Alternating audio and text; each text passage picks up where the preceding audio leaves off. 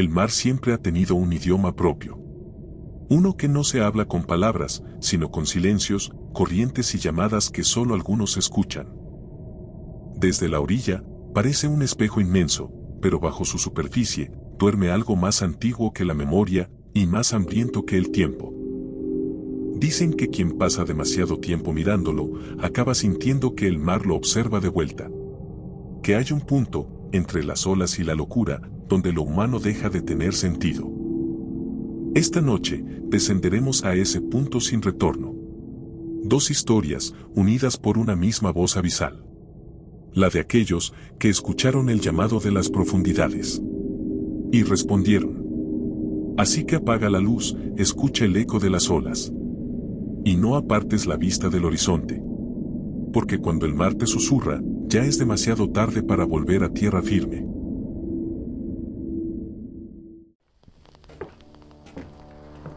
¿Aún despierto? Adelante, pasa. La noche esconde sus propios secretos, y estás a punto de conocerlos. Respira hondo, y escucha atentamente estos relatos de insomnio.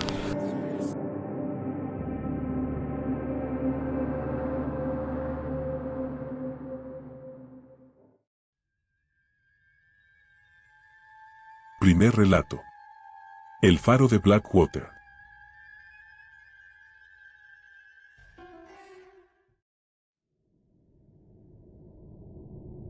La carretera terminó abruptamente. A lo lejos, la costa se perdía en una niebla gris y espesa que lo envolvía todo. A pesar de que el sol de la tarde debería calentar, un frío húmedo se colaba por los huesos. Elías miró por la ventanilla.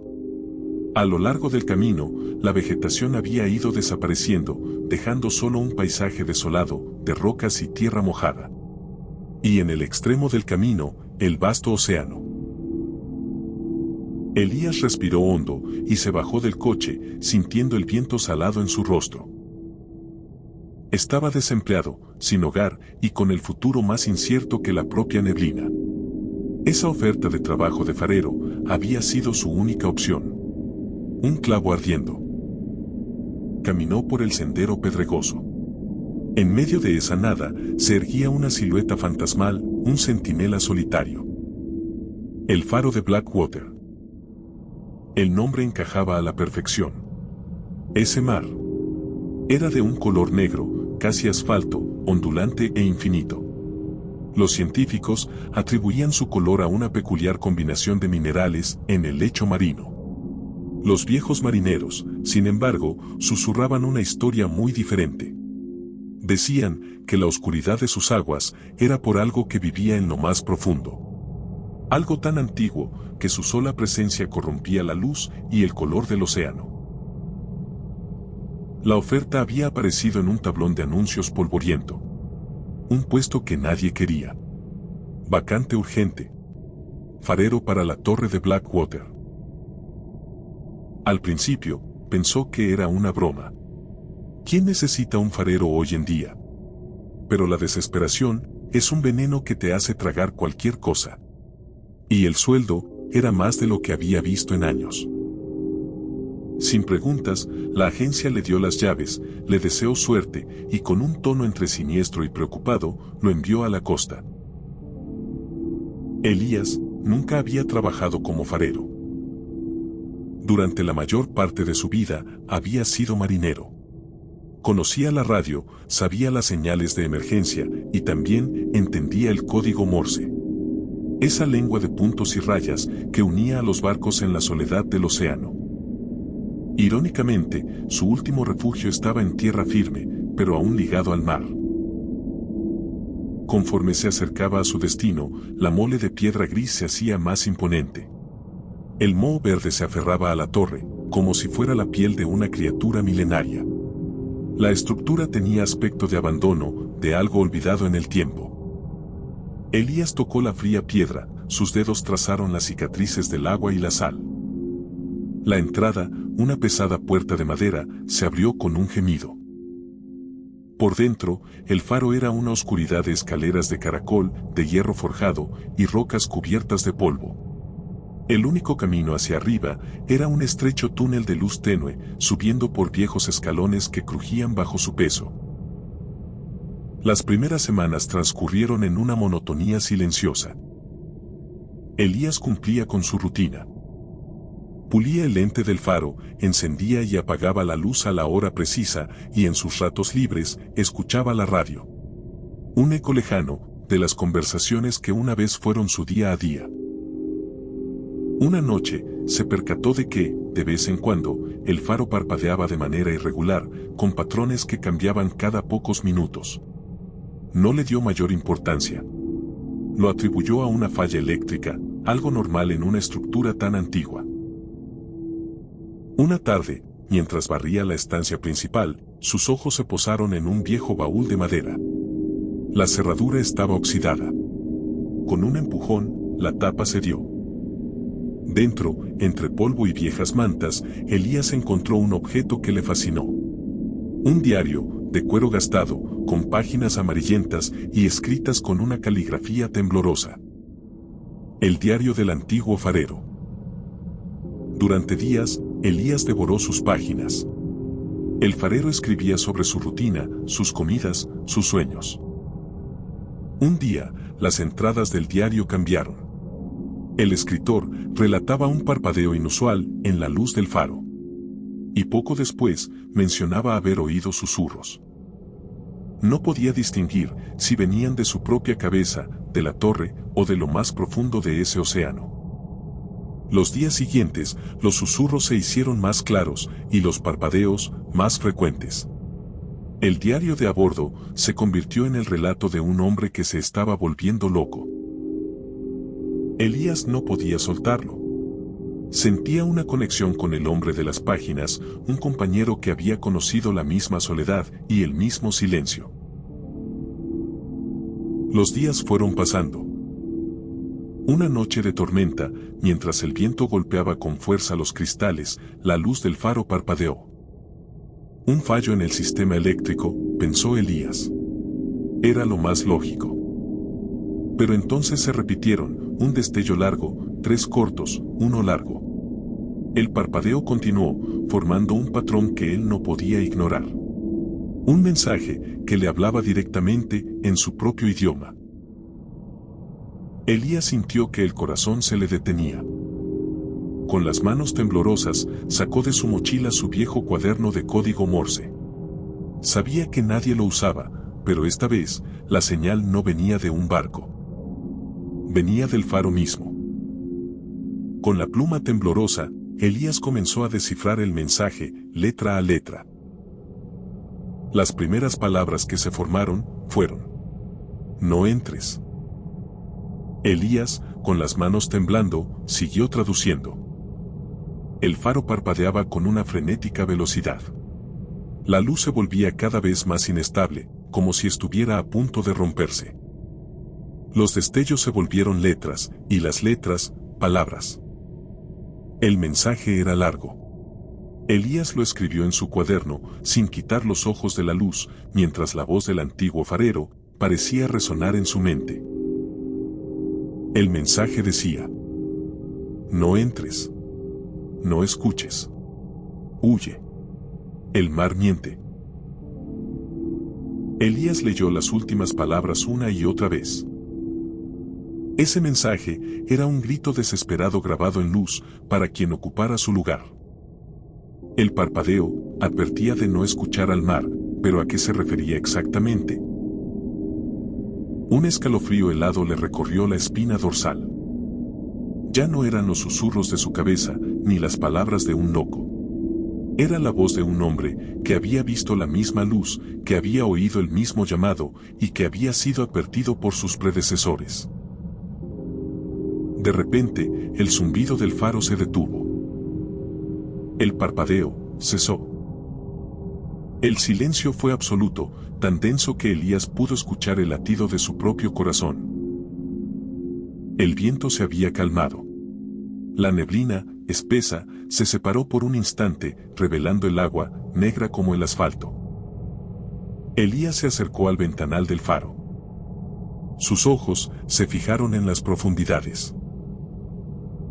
De pronto, un destello verde, un pulso de luz enferma, rasgó la oscuridad abisal. Un segundo pulso. Y un tercero. Se sucedieron, hasta que una masa sin forma, se elevó, gimiendo, desde las profundidades. Un solo ojo, inmenso y bioluminiscente, lo observaba. La criatura se irguió. Un coloso informe que se alzaba sobre el mar, tan grande que el faro no era más que una insignificante astilla a su lado. Era un horror indescriptible, una criatura sin rostro. Un vacío que se alzaba, como si el océano mismo hubiese adquirido forma. Elías no tuvo tiempo de gritar. Se dio la vuelta. No había locura en sus ojos, no había miedo. Solo una resignación absoluta. Sintió una paz terrible, un conocimiento de que todo había terminado, de que su lugar ya no era la tierra, sino el mar. Abrió la pesada puerta del faro, el mismo que había sido su refugio. Bajó los escalones de piedra y avanzó hacia la orilla. Las olas negras lamían sus botas, subiendo hasta sus rodillas, pero Elías no se detuvo. La criatura aguardaba más allá del oleaje, inmóvil, como si contuviera la respiración del océano entero. Elías dio un último paso. La neblina lo tragó. El faro, de pronto, volvió a encenderse. La luz permaneció fija durante unos segundos. Luego parpadeó. 2 destellos cortos, uno largo. Un nuevo mensaje. Y esta vez, no quedaba nadie para descifrarlo.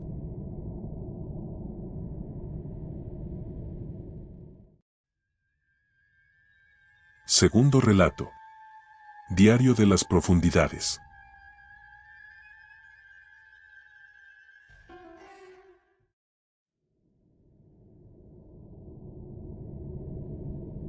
Diario de a bordo, entrada 1. Registro del Dr. Aris Frost. Hora local, 15:45. Me encuentro a 1500 metros bajo el nivel del mar, a bordo del submarino de exploración Nautilus. La misión es sencilla, documentar la fauna de esta fosa submarina, conocida como el Ojo del Abismo. Su nombre lo describe a la perfección. Un vacío inmenso, una negrura fría que lo devora todo. Los sensores funcionan sin problemas y los sistemas del Nautilus son impecables. Aún así, la soledad, que antes era compañía, ya empieza a hacer sombra. Diario de a bordo, entrada 2. Hemos superado los 2000 metros de profundidad. La temperatura exterior ha caído varios grados y la presión es un martillazo constante contra el casco. Es como si el océano entero quisiera aplastarme. Pero el Nautilus resiste. He dejado de registrar algunas lecturas por aburrimiento. Ahora paso las horas mirando fuera, buscando vida entre las sombras. A esta profundidad, todo es extraño. He detectado algo inusual. Una señal. No apareció en la radio, ni en el sonar. Fue un pulso rítmico, que me hizo sentir muy incómodo. Revisé cada módulo, cada conexión. Nada. La señal no venía del submarino. Venía del exterior. Venía del ojo del abismo. Diario de a bordo, entrada 3. He pasado las últimas 6 horas intentando identificar la fuente. Lo comparé con bases de datos, con patrones sísmicos, con todo lo conocido. Los resultados no encajaban con nada. Ya no tengo sueño, solo fatiga. Y un miedo que no puedo justificar. Mis manos, que antes controlaban los mandos con precisión, ahora tiemblan al pulsar una tecla. Alguien, o algo, me está observando. Diario de a bordo, entrada 4. Por primera vez a esta profundidad, parece que registro señales de fauna.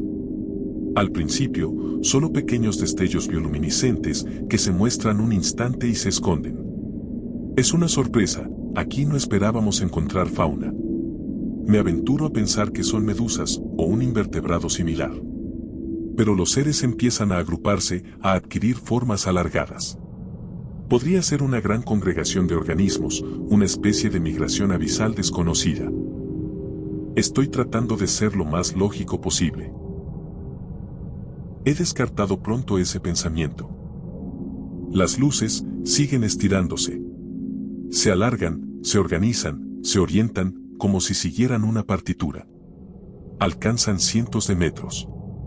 Kilómetros. Se mueven con una armonía que recuerda a un latido lejano. El mismo pulso que sentí antes. Ya no son medusas. Ni peces. Por un momento, creo estar viendo auroras boreales en esta profundidad ilógica. Quizás me encuentre sobre la atmósfera de un mundo completamente desconocido. Estos pensamientos se instalan en mi mente como una locura febril. Me sentí, por primera vez, pequeño. Pero no por mi tamaño, sino por mi incapacidad para comprender la escala de aquello que miraba. Diario de a bordo, entrada 5. Las auroras fantasmales se mueven todas en la misma dirección. No bailan al ritmo del pulso. Lo siguen, como una estela que conduce a su origen. Dejé los mandos inconscientemente. El Nautilus empezó a descender más rápido, como si algo hubiera abierto una ruta en la oscuridad. Como si el agujero del ojo del abismo nos tragara. Puedo oír el casco crujiendo, pero extrañamente no hay pánico en mí. Hay una curiosidad antigua que sustituye al miedo. Mis notas científicas, escritas mentalmente, se vuelven confesiones. Diario de a bordo, entrada 6. Alcanzamos los 5000 metros. Hemos entrado en un abismo que los registros no reconocen. A nuestro alrededor ya no hay agua, al menos no como la conocíamos. Me encuentro en una neblina espesa, luminiscente, que flota con una densidad imposible. No refracta la luz, la contiene y la devuelve. Los instrumentos pierden resolución, las agujas de las brújulas giran sin control. La señal ha cambiado de forma. Ya no es un pulso, ahora parece más un murmullo. No hay palabras, solo formas sonoras que mi cerebro intenta traducir al lenguaje. Me llama. Me pide que siga descendiendo. Diario de a bordo, entrada 7. La cámara frontal se activó sola. La imagen fue un golpe. Una masa gigantesca, suspendida en la neblina, desafiando mis términos de escala. No tenía fin visible. No era un animal en el sentido que conozco. Su cuerpo estaba compuesto de capas y pliegues, como si fuera una ciudad plegada sobre sí misma. Y por todas las superficies, miles, no, millones, de ojos. Ojos del tamaño de nuestro submarino, ovalados y húmedos, que reflejaban la luz en una geometría imposible. No sentí amenaza. Sentí algo más primitivo, una curiosidad que calaba hondo. Esos ojos me miraban sin juicio, con una atención que me taladraba los pensamientos. Fue como si, a través de ellos, vinieran imágenes antiguas. Océanos que respiraron antes de que existiera la superficie. Nombres que nadie pronuncia. Mapas que no aparecen en ninguna carta náutica. Diario de a bordo, entrada 8. La voz se hizo clara. No sonó por los altavoces, sino dentro de mi cabeza. Fue como si alguien leyera en silencio la pantalla de mis pensamientos. No dio órdenes. No preguntó quién era yo. Solo pronunció una frase, con la calma de quien revela una verdad que ha estado allí desde siempre. Para ti, todo acaba, y todo empieza aquí. No era un saludo ni una amenaza. Era una certeza, tan antigua como el mar que me rodea. Y en esa certeza había una invitación a comprender. Sentí el impulso de responder, de justificar mi presencia, de ofrecer mis apuntes como prueba de mi viaje. Pero me detuve. Los ojos seguían observándome con infinita paciencia. Diario de a bordo, última entrada. Los sistemas continúan grabando, pero sé que nada de lo registrado volverá a la superficie. La neblina rodea al Nautilus, como un segundo océano, más antiguo, más denso.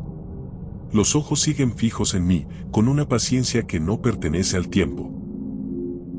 Y entonces lo comprendo. No he descubierto nada, no he sido elegido.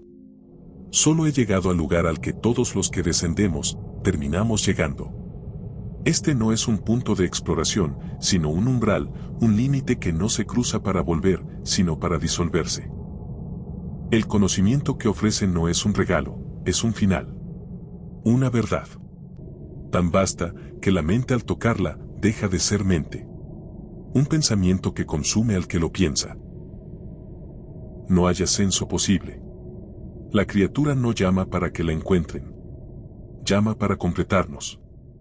Para cerrar un ciclo que comenzó mucho antes que nosotros. Entiendo ahora que, el destino de quienes buscamos las profundidades, no es regresar. Ni contar lo visto. Ni sobrevivir al hallazgo. Nuestro destino es simplemente alcanzar este conocimiento primitivo. Y aquí, perecer. Fin de la transmisión.